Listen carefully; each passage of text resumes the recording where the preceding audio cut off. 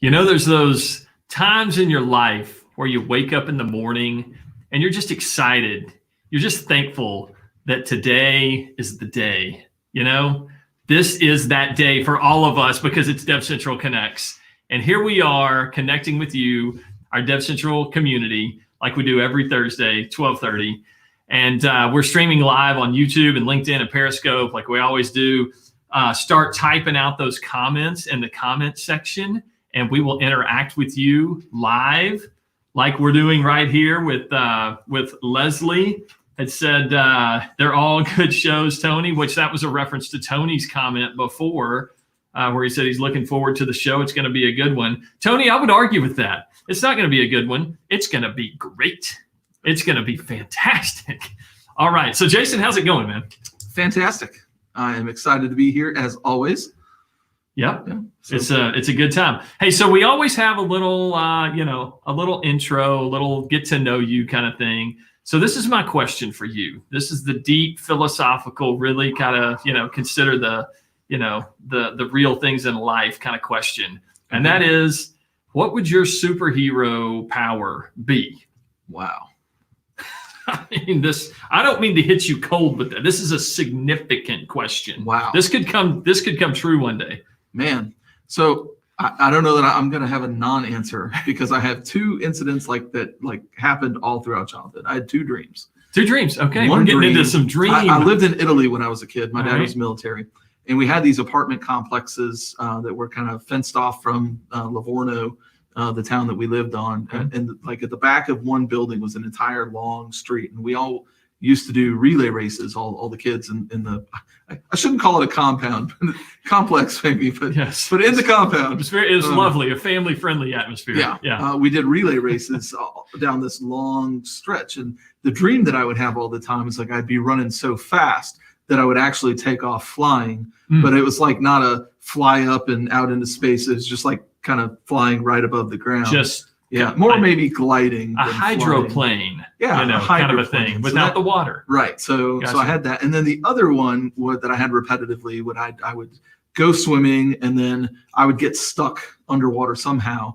And then I'd like hold my breath as long as I could. And then I'd just take a breath because, you have to. Yeah, but then I figured, hey, I'm actually breathing. And hey, this is really cool. So, the Aquaman power and the Superman power, I kind of experienced as a child in my dream world. Your dream, your dream, not in real life though. Just to to be clear, not to burst any bubbles. No, I guess if I had to choose, my superpower would be stopping time, so I could get like an extra 10 hours in the day to sleep. Love it. That would be awesome.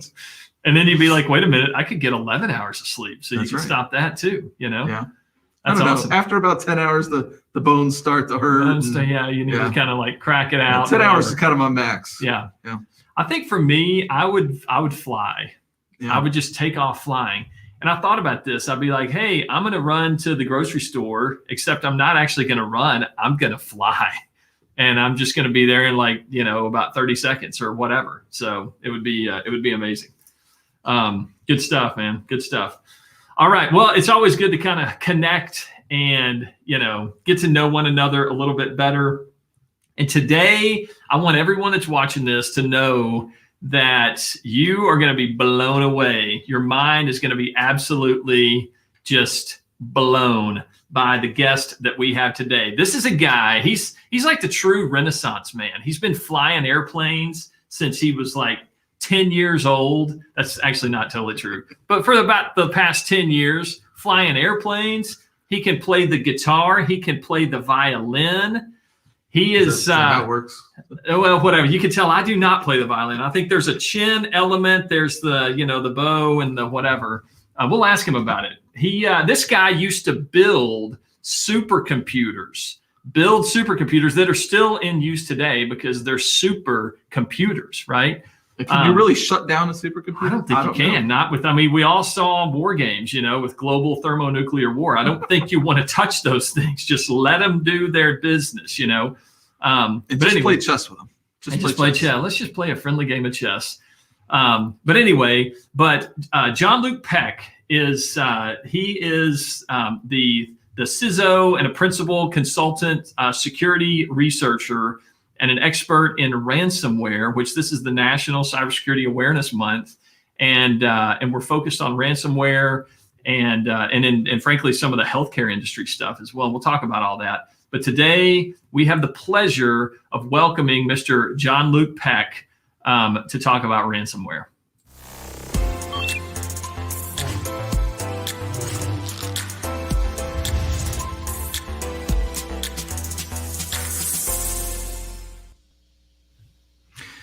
Coming to us live from the Boulevard of Broken Dreams, it is John Luke Peck. What's up?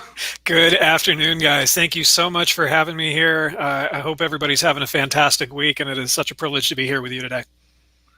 Thanks. Awesome. Yeah, we're super glad to have you. It's a great time, man. I really appreciate you connecting with us and our DevCentral community. So what an honor. First question. What is your superpower? Yeah, what's your superpower? You know, I was thinking about that while you were talking about it, and I'm torn. I think somewhere between wanting to know, like being able to hear what everybody's thinking around you, so you walk into a room and you just know exactly what's going on. But I also think that would probably drive me crazy, well, at least a little more crazy than I already am. So I'm not sure about that one. I was thinking, you know, with the one that you were talking about, where you go running and then you start flying a little bit. There's a technical term for that. It's called ground effect. And that is where you've got enough air pressure coming like from the wings that the molecules are pushing down on the ground, which then pushes them back up.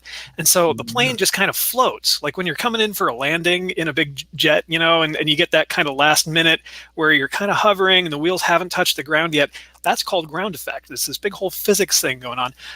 In fact, there was a giant jet that was built, I think during the Cold War, that only ran over the surface of the water, and it would get going fast enough that it just kind of lifted up off the water a little bit, but it wasn't actually like flying, you know? And so that's a physics dissertation in and of itself right there. That is fascinating. Yeah, I mean, the physics and just how can an airplane, how can it fly, and the air pressure and the lift and all that. It's an amazing phenomenon. Yeah. Oh, they tried to teach me. I just kept coming back to magic. That's as far as I'm concerned. Yeah. That's awesome. Yeah, and there's still arguments about, you know, how lift really works. Yeah, exactly. There's the physics understanding of today, but then there's all this theoretical physics as well. It's like, yep. As far as I'm concerned, helicopters are like quantum entanglement going on behind the scenes there. I love it.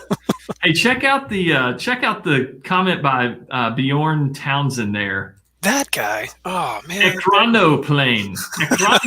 Is that the Cold War airplane? That's the airplane. That's what he says. I think it might be. So I gotta reveal a little secret here. I actually work with Bjorn. Bjorn's one of our colleagues on the consultant team here, and he also happens to be an aviation buff and a Cold War history buff as well. So if anybody's going to know, he's the one. I'm going to say that's the answer. I mean, who am I? I think what we need to do is we just need to pivot left and bring Bjorn on. We just need to have a conversation about aviation for the next hour. We need to have a DevCentral Connects about Ekranoplane. If I'm saying that. Yeah, my degree is actually in aviation. I was no kidding. Avionics technology. Yeah, that's awesome, man. That's awesome. I started in ground school, and then I got married, and you know the funds to actually continue my private license plummeted quickly. So, it is a very cheap hobby these days. Exactly. Goodness. Well, that's awesome, man. Yeah. And then I know Scheffler had some good stuff in there, and actually Sarah Body had one. Proven that bees can fly, Chef. Yeah, it's true, man. I've actually seen that happen with my own eyes. I've seen a bee fly. It's crazy. That's right. Sarah Body, short grocery run, right, John? You don't want to drop the bags. I thought about that when that was my superpower. I was like, I need to not drop like the gallon of milk on the people down below me. So I'm gonna have to some kind of backpack situation or something, or maybe because I can fly, I can just make several quick runs, and just do several purchases. Well, if you take your reusable bag shopping with you, then that's going to hold more weight than the paper or the plastic will. So you're saving the environment, and you get to fly with your groceries like half a thousand feet above the ground there. Everybody wins. So good to go. Jose, telepathy, absolutely. Jose wants telepathy. Yeah.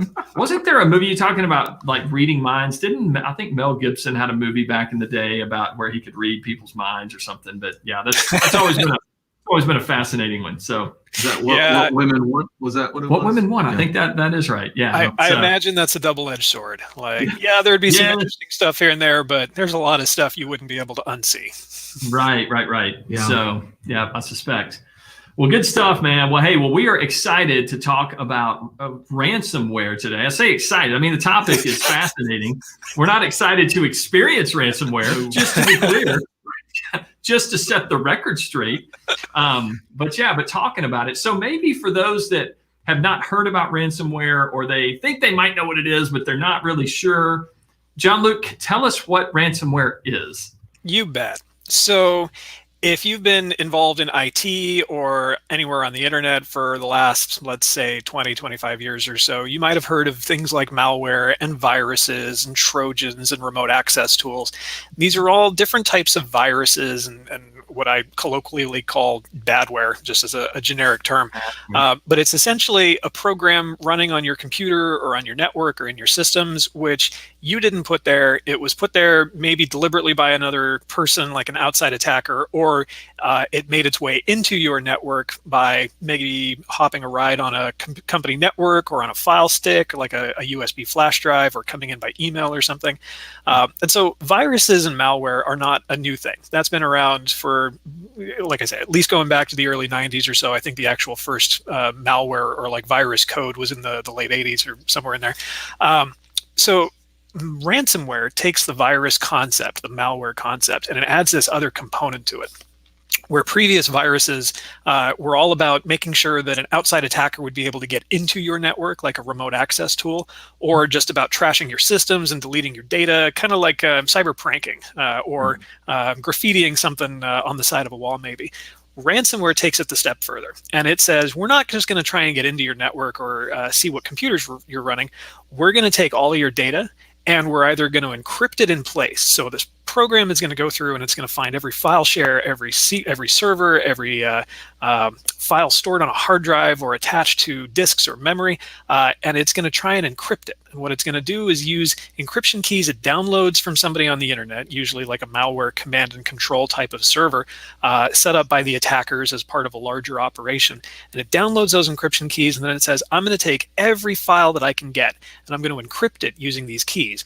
And then we're going to hold it hostage. We're going to say, if you want to get your data back, you've got to pay us Bitcoin, or you've got to go to this website and do this thing, usually involving financial transactions. That's what they seem to be going after here more often than not. But what they want is for you to pay money in order to get access back to your data.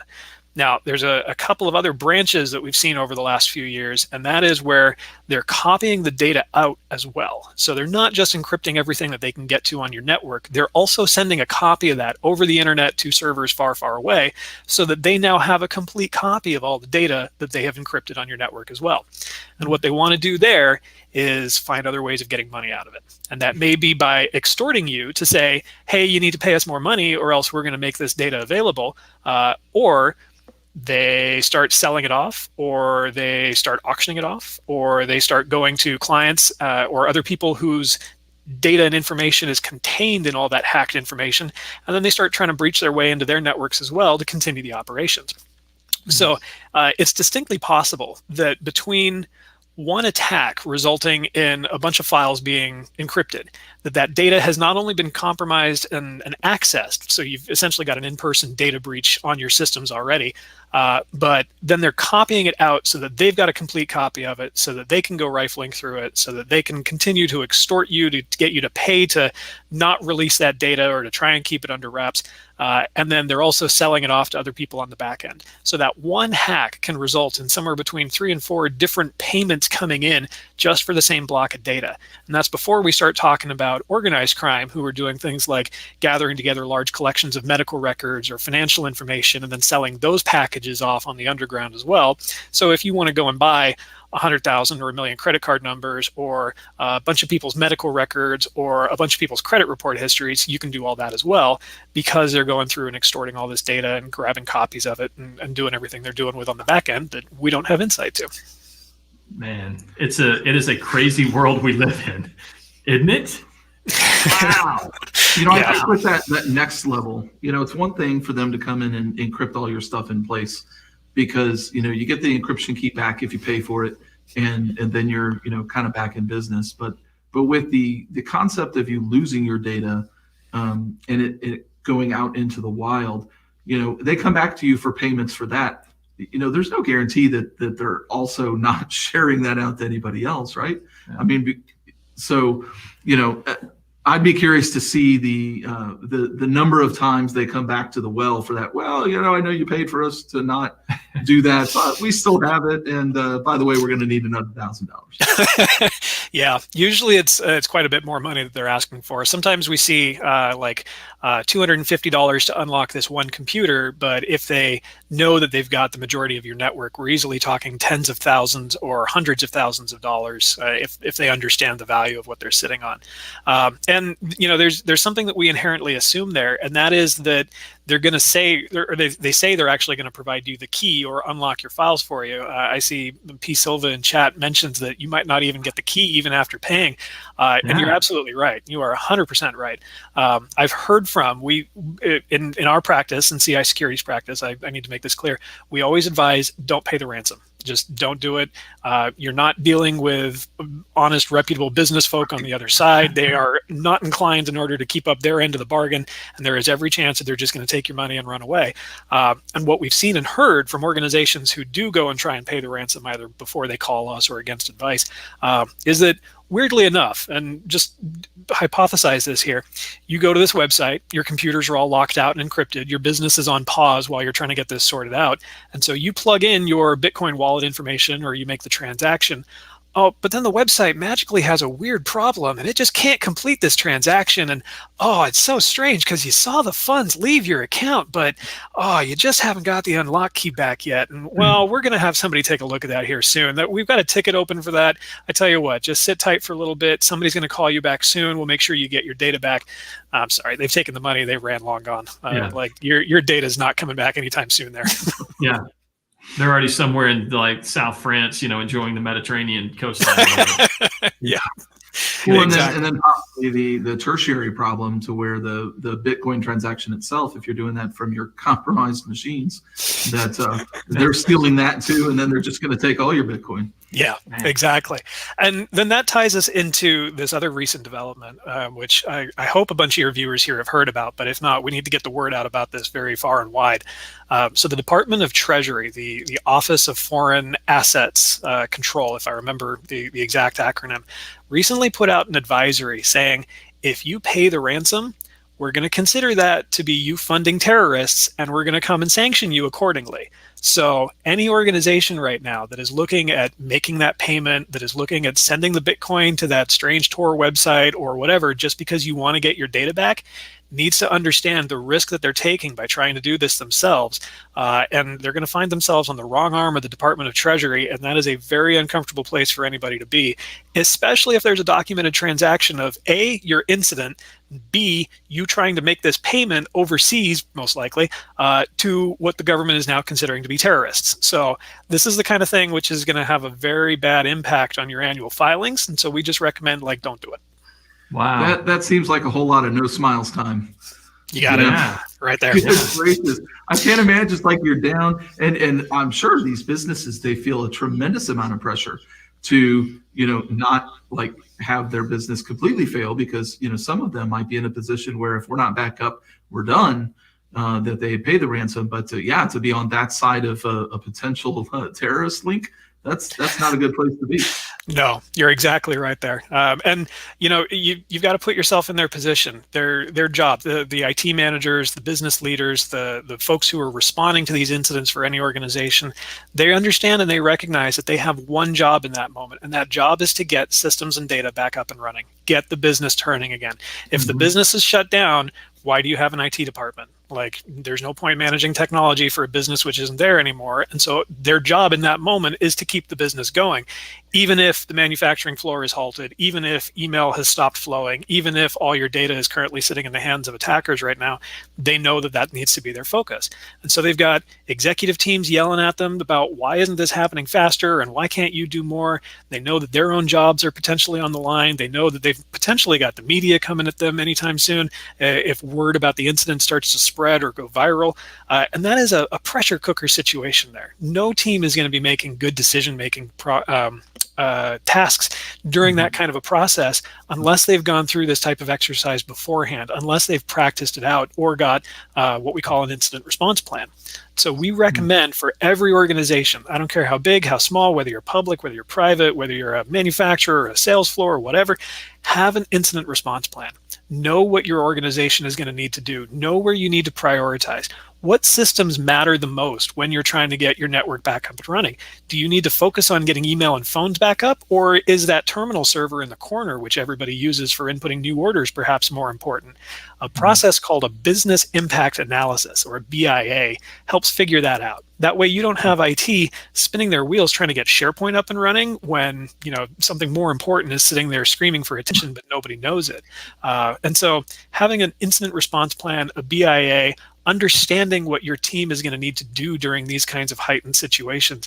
And then there's another step which a lot of organizations miss here, what we call a tabletop exercise.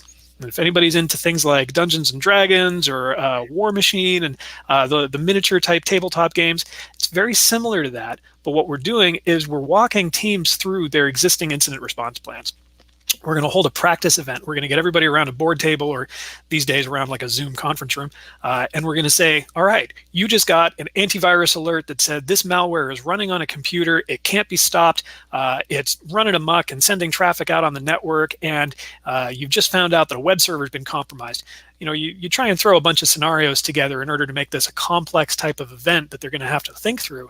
And then you make sure that the executive staff, the CEO, the head of legal, the head of finance, the head of HR, IT staff especially, are all walking through, here's what an incident's going to look like. Here's the kind of decisions that we're going to need to make on the fly while we know that our business is halted and while we've got camera crews parked in the parking lot wanting to get somebody caught for comment.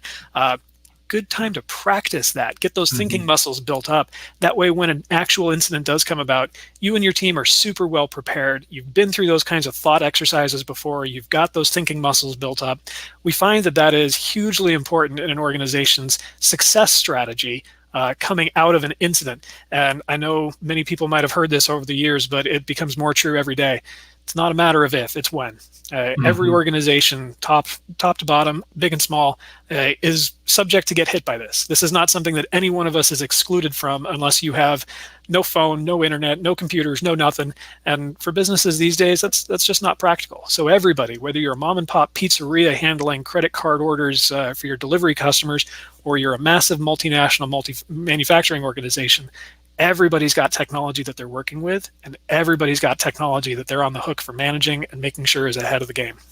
Yeah, that's great advice. Great advice. And that's something, when you go through those tabletop exercises, you have got to plan for that. And those can be, maybe I'll say challenging, but they're certainly involved, actions that you need to prepare for the tabletop exercise, and you got to get the CEO involved, and like you said, IT and HR and legal and blah blah blah. So someone's got to coordinate all that stuff. So that's a pretty big effort to undertake as a company, but it is so critical, and it is most beneficial to do that before you get attacked, right?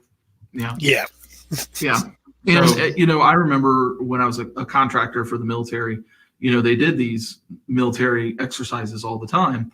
It was at least once a year, and it was not just the guys carrying the guns and shoot and driving the tanks and flying the airplanes.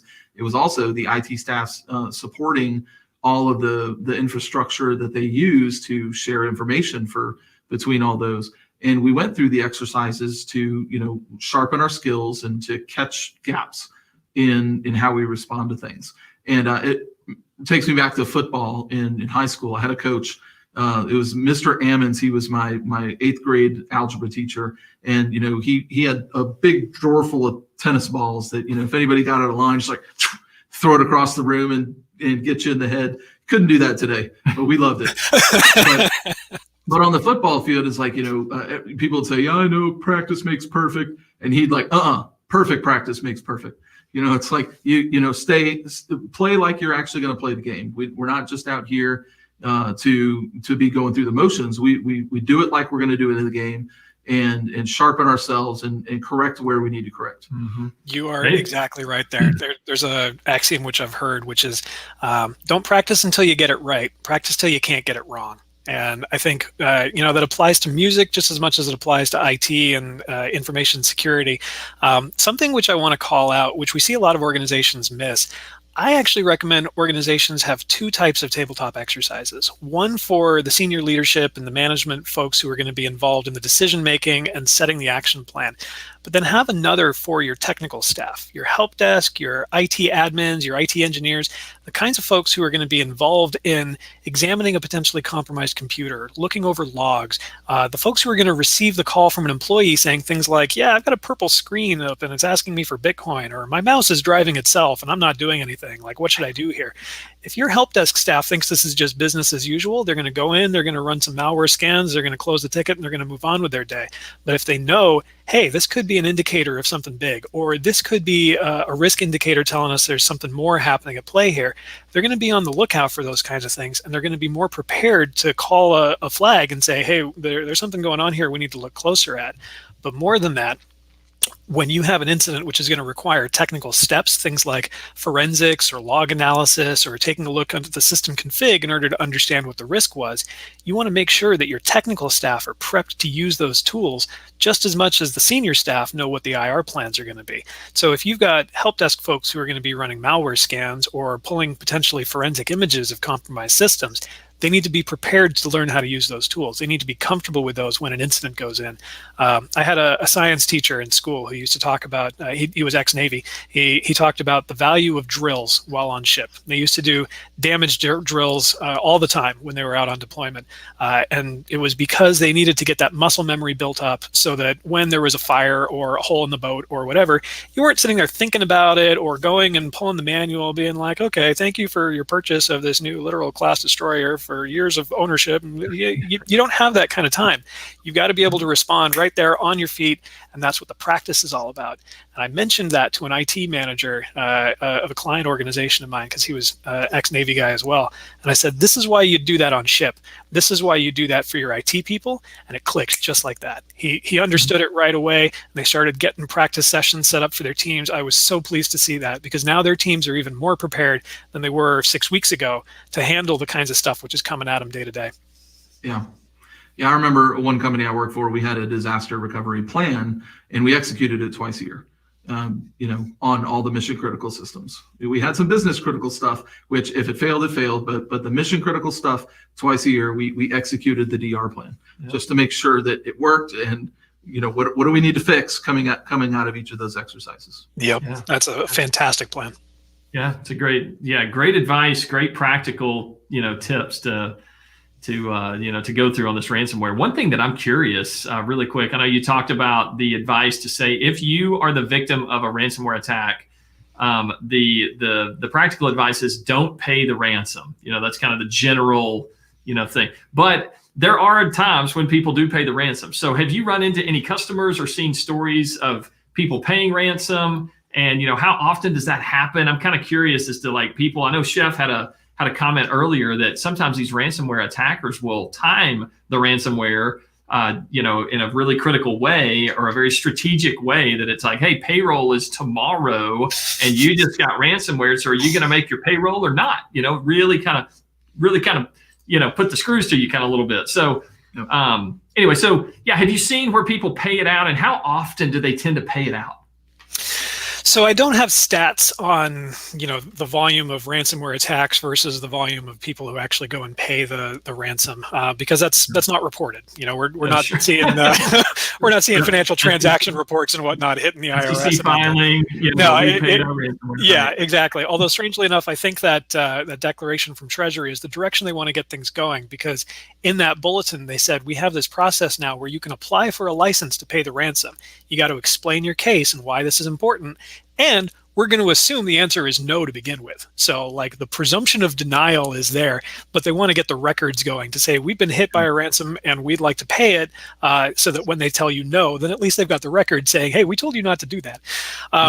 So what we've seen in our practice, and our incident response work has gone through the roof since March, since everybody split and went home, and we started getting these diverse workforce that's working from a multitude of locations, and folks working from home and the office and Starbucks and all over the place. Ransomware attacks and incident response in general has just gone through the roof. And so more and more organizations look at it and have to do that math in their head. They have to figure out what's going to be the easiest way out of this and get my business back to normal. Do I pay the ransom, or do I invest in trying to recover this? For organizations that have a small number of systems where the total fee is much more manageable, we're maybe talking like 4 figures, 5 figures or so, it's going to be very tempting. And so I know it's going to be very easy for them to take that and go through with the process there. For large organizations where you're talking about 6 figures, 7 figures or so, and you've got national headlines, that's not nearly as easy for them to handle, because they know, A, they've probably got public reporting requirements, B, there's media attention on it, and so that's not going to be something that they get away with quickly and easily. So strangely enough, part of the infrastructure here ties into your question. When we get an incident, one of the first things we recommend a client do is call their cybersecurity insurance provider. They usually have contractual contingencies and requirements which say, if you've got a breach or an incident or something which you suspect is going on, call us first, because if you're going to expect us to pay for it, we want to tell you how you're going to go about this. But they also have resources that are available to clients and victim organizations who get hit. They oftentimes have breach counselors or forensic specialists, folks who would be able to come in very quickly and walk you through what your insurance company wants you to do to handle this. For some organizations where they do the risk calculations and they say, yeah, we just need to pay the ransom here, there are third-party intermediary firms that they can bring into the conversation then. These are essentially hostage negotiators. These are the people who are going to be interacting with the attackers. They're going to be saying, I know you're asking for $100,000. We can do 20,000. Are you cool with that? And then the attackers are going to be like, can you meet me at 50? I mean, I got somewhere to be at lunch. And then they go, yep, okay, probably. And they make the transaction and everybody walks away. Now, as far as I can tell, they've been operating in kind of this interesting little gray area of the law. And I think that they're starting to get more attention to them as word of their services gets round, and especially as we get developments from the government like this Department of Treasury bulletin. So I don't know what the future of that's going to look like. What I do know is that the firms are out there. Some of them are actually marketing themselves to say, we will solve your ransomware problem. We will decrypt your data. We will help you get access to your files back. And they make it sound like they're using some really cool, like technobabble woo-woo stuff behind the scenes. Like, you imagine rooms full of supercomputers and millions of dollars a month in Azure and AWS hosting costs going to all this compute that must be sitting there crunching through billions and billions of permutations, trying to make sure that they get your decryption key. No, that's not happening. They're just using chat, and they're calling the attackers and being like, how low can we go here? Right. I mean, so, it really sounds like high-tech bounty hunters and bail bondsmen. You're not wrong. No, you're not wrong. Dog the bounty hunter. I mean, I'm kind of thinking we need to unleash him here. Whatever, right? And Dog the ransom negotiator, yeah. Dog the ransom guy, right? So, like I said, I don't know the future of those organizations or what this ecosystem is going to look like. For me and the guidance that I give, there's really only one type of organization that should be looking at paying the ransom, like even keeping the option on the table. And that is any organization which has got life safety requirements. If you're a hospital, if you're a fire department, if you've got people in your care for which technology is a dependent part or a critical part of that, and you're being down, your outage is going to affect the quality of people's lives or their healthcare, absolutely consider paying the ransom. My preference is still don't. Like, we still advise don't do it, but in those circumstances, yeah, keep the option on the table and evaluate it, and then talk to your lawyers, talk to your insurance providers, figure out what should you be doing here. But those, in my mind, are the only organizations that should even think about it. Everybody else, especially if we're talking about business organizations, data broker type firms, if your job is essentially, or your firm is essentially moving packets from one side of the room to the other, or handling data and whatnot, if you're down, lost profits are one thing, lost lives is another. And so lost profits, you've got business insurance for that. You've got risk management strategies for that. You can handle that just as you would handle it if your building got flooded or burned out, or your office disappeared tomorrow for some reason. So that's the general guidance there when somebody says, hey, should we pay the ransom? And the opinion that I give on that front. Yeah. Great advice. In fact, on that note, on the hospital thing, you said where life itself is on the line. There was a story not long ago over in Germany, in Dusseldorf, Germany, at Dusseldorf University Hospital, and there was a female patient there that was supposed to undergo critical care at the hospital. And on September the 9th, I think this was literally just like a month ago, a month and a half ago, right? And they got hit with a ransomware attack. The hospital did, which, man, it's like, goodness, how crazy are these people going after a hospital? But anyway, she was supposed to, they literally, their systems went down and they could not provide the care for this patient like they needed to provide life support for her. And she had to be transferred to a different hospital about 30 kilometers away. And on the way, she died. And now these people are like, the German, authorities are going after these attackers with like negligent homicide, charges. It's crazy. Now, what's interesting is that the German authorities are also taking a very close look at the hospital and trying to see if there was any negligence there. So disclaimer and caveat, I am not an expert in the German healthcare system. So what I'm going to talk about here is through the lens of the American healthcare system, which I am more familiar with. So with HIPAA primarily, you've got to have paper and pencil fallback. If your network goes down right now, you have to be able to fall back to using paper and pencil charts and record keeping within a matter of minutes so that you can keep ICU patients, ER patients receiving the same level of service and care, recording the right amount of data and whatnot. And then when your medical record system or your network comes back online, whatever, you feed all that data back in. Sometimes you're hand keying it in, sometimes you're just scanning the papers, but the data makes its way back into the medical record.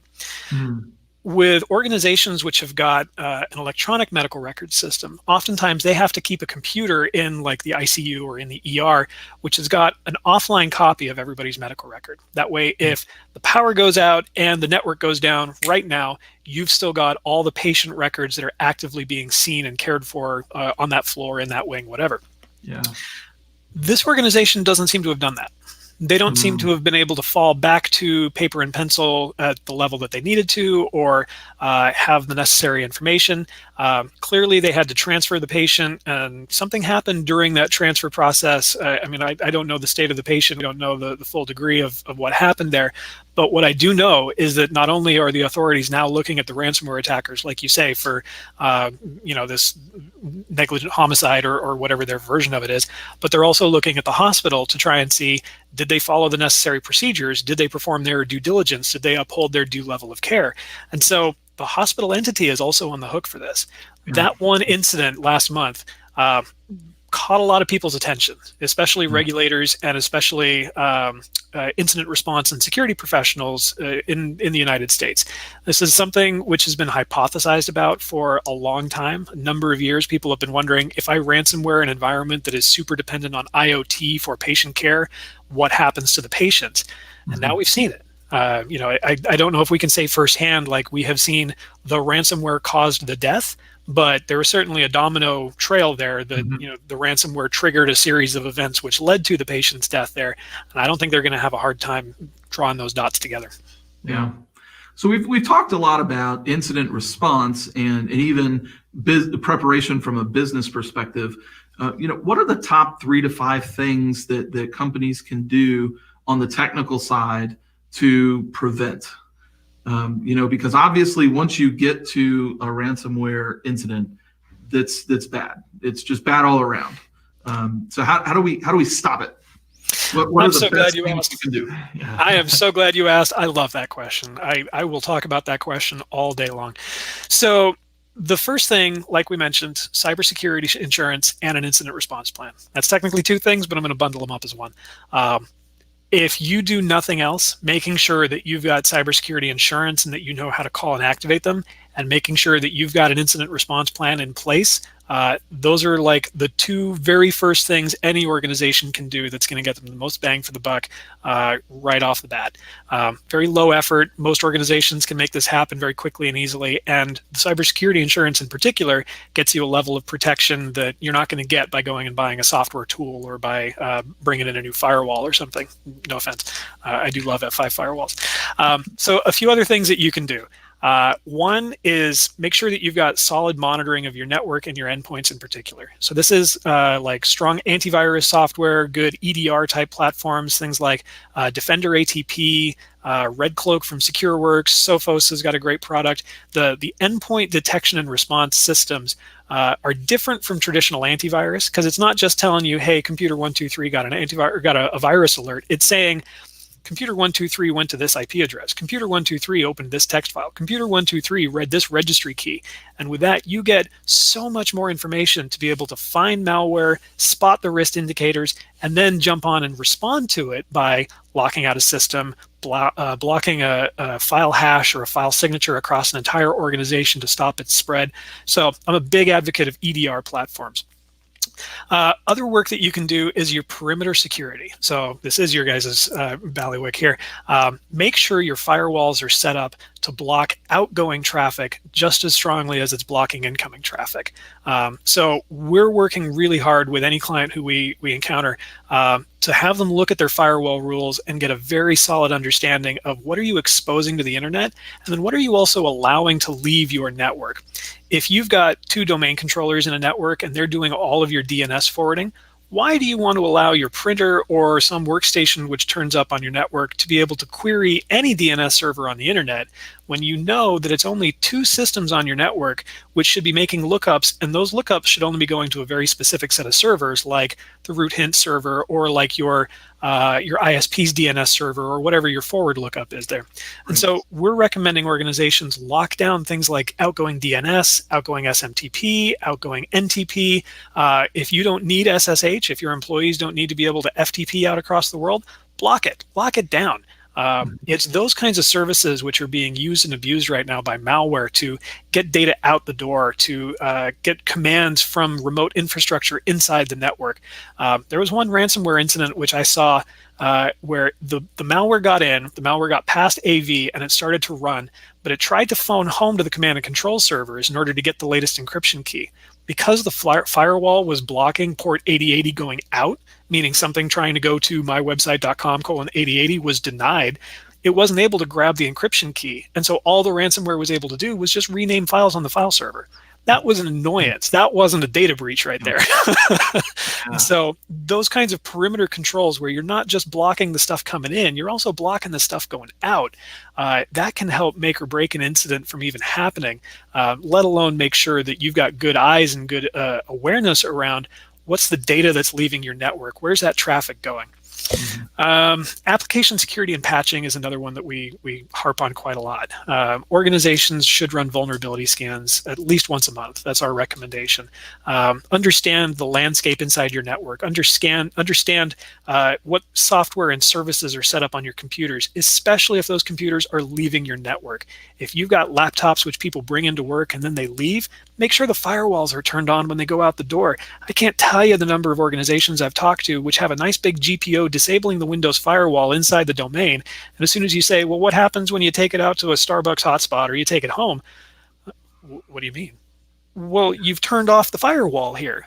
Well, so that stuff would work. But then what happens when it leaves the network? Well, what do you mean? We end up having to explain exactly why this is important, and that the net result is you're sending your workstations out into the public, it's not even the internet. You're just sending it out to random networks, oddly, strangely enough, with no firewalls.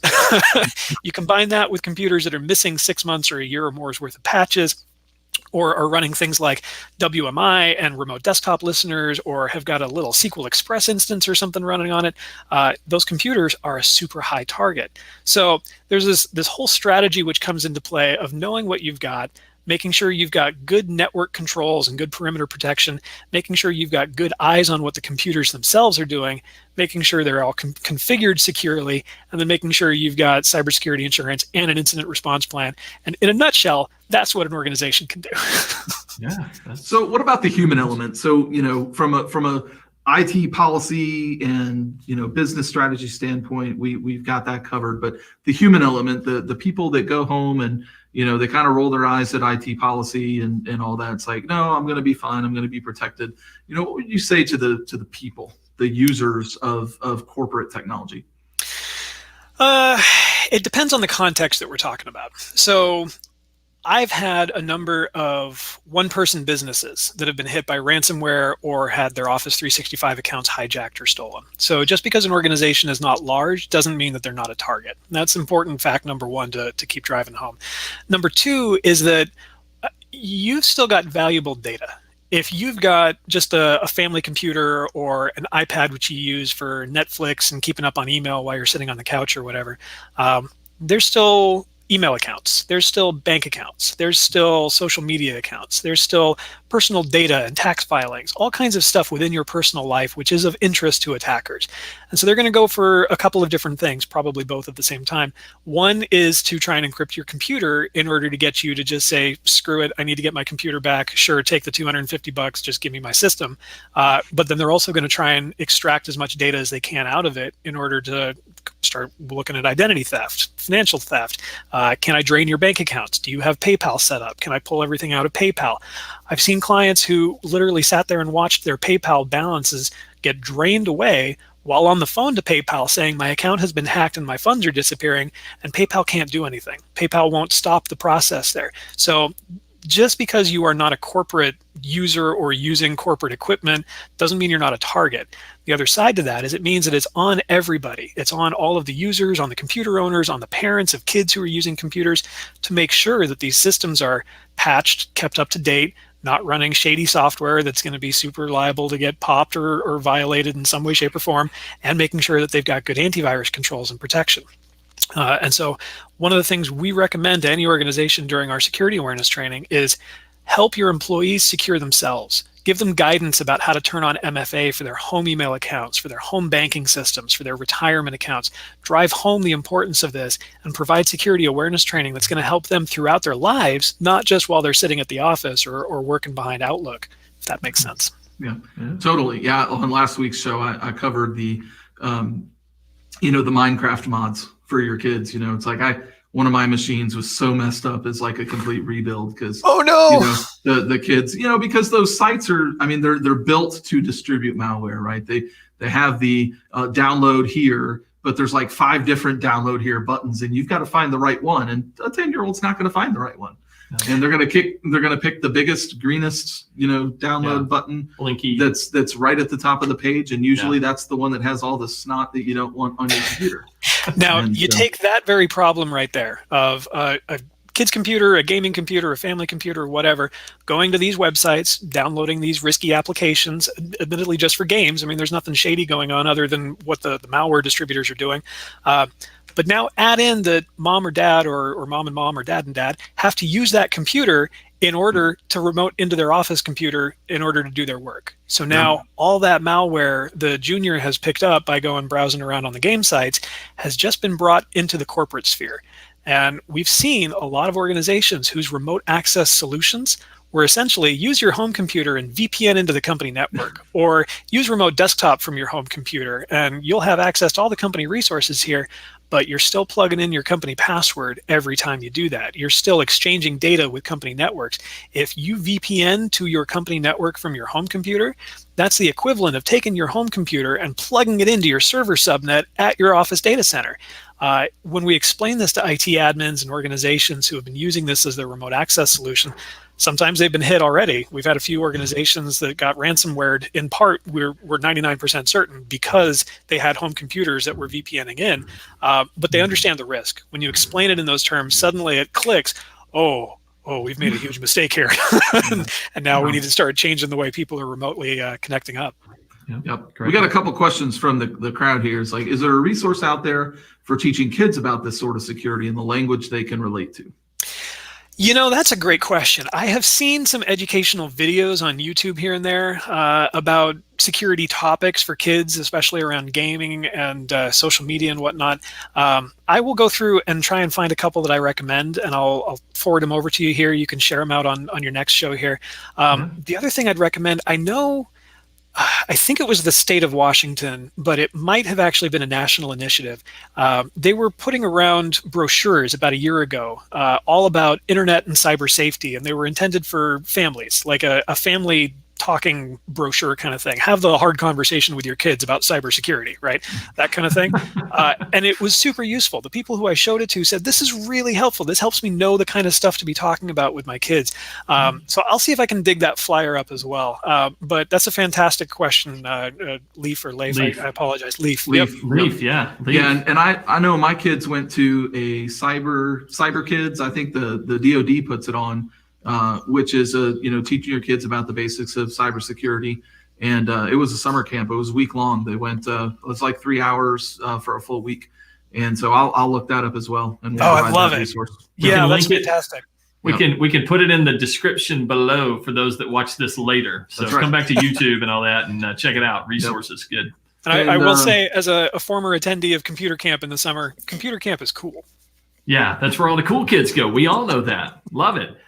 Hey, so Pasilva, Go the ahead man. on that one. I'll come back to the other one. The man, yeah. Well, I was going to mention that. Are there early indicators that could be hints that ransomware is on your system?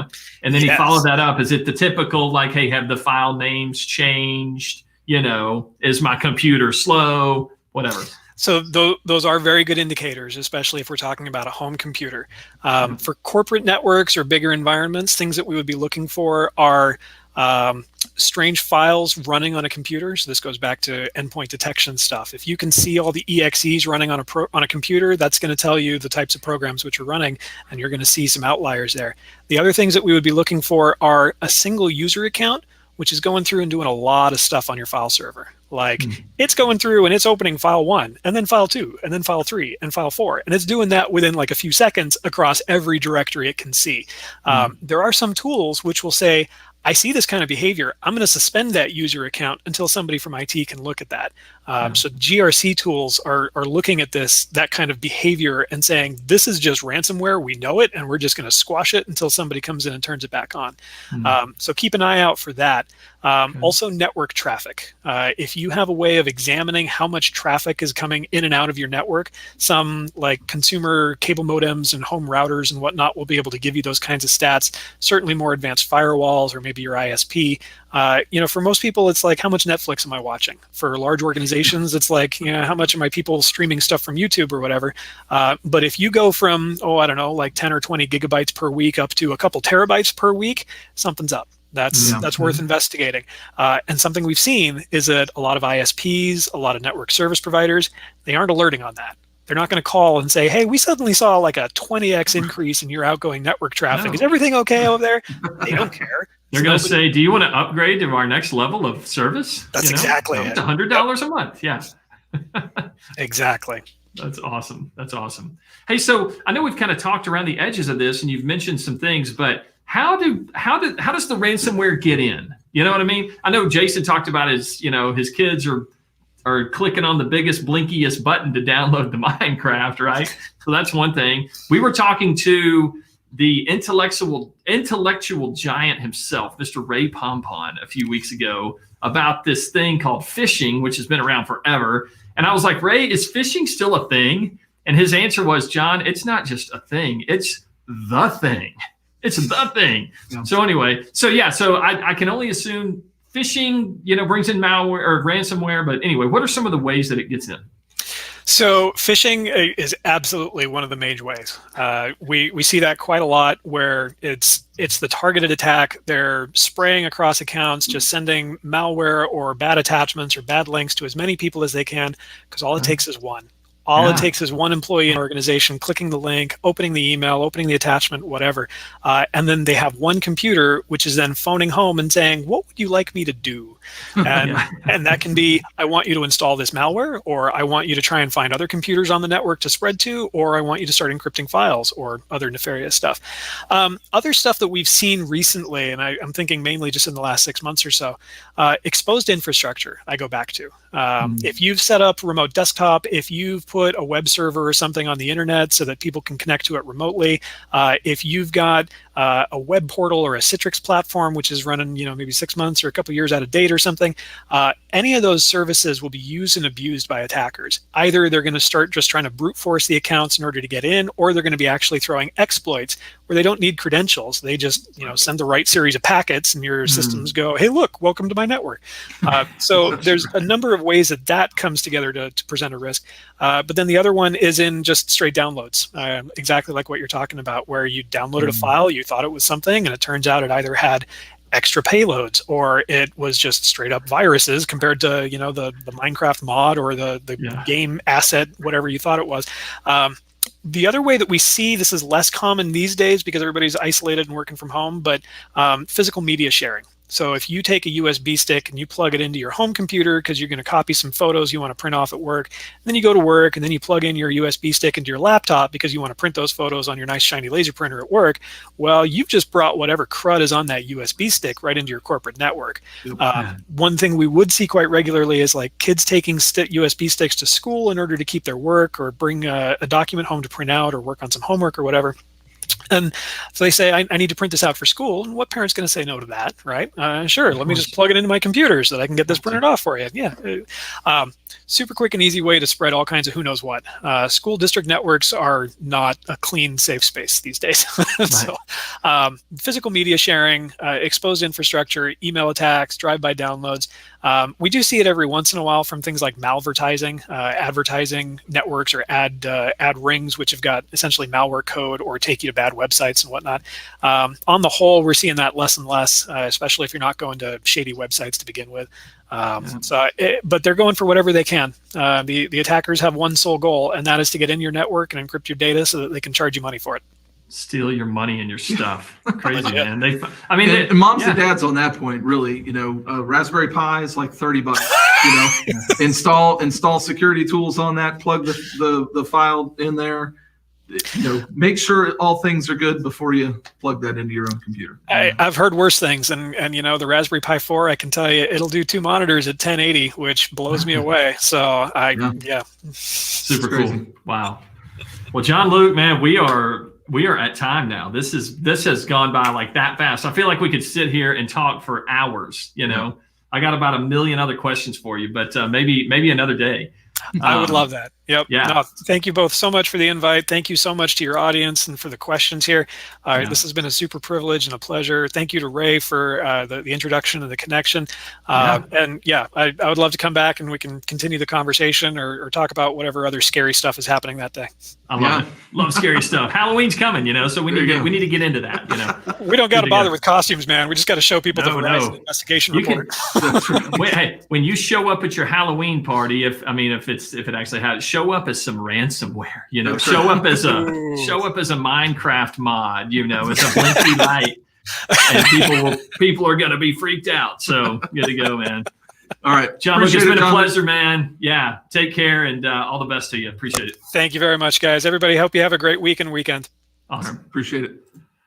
Well, man, what a great conversation. Wow. Learned so much. I love the practical stuff about, hey, as a company, here's what you need to do, run through those tabletop exercises, and then here's how you prevent stuff, right? And then if it happens, don't pay the ransomware, the treasury stuff. Who knew? Goodness. Seriously, I would have never have thought about the fact that I might end up on some kind of terrorist supporting list by just trying to recover my business. So, yeah, no doubt. The more you know. The more you know, the more you share, the more, you learn something new every day.